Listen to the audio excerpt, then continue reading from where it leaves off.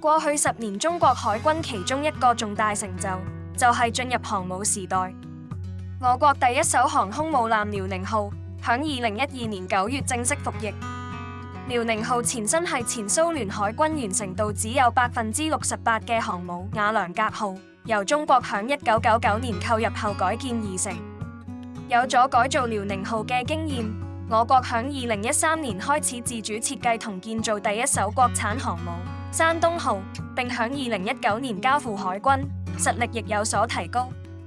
2021年5月，遼寧號以及山東號航母編隊響南海展開海上訓練，意味住中國海軍已具備遠海遠洋作戰嘅能力。2022年6月17日，中國第3艘航空母艦福建號正式下水。佢係中國完全自主設計建造嘅第一艘彈射型航空母艦，配置咗電磁彈射同阻攔裝置。中國進入3航母時代，不但能夠直接維護國家嘅海洋權益，而且對維護領海主權以及南海和平穩定發揮咗重要作用。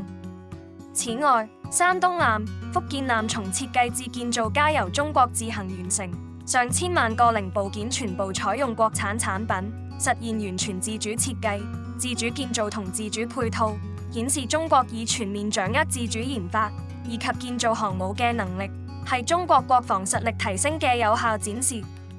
擁有強大嘅國防力量，先可以確保國土領海唔受外部軍事力量入侵同戰爭嘅威脅，保障國家持續安全狀態。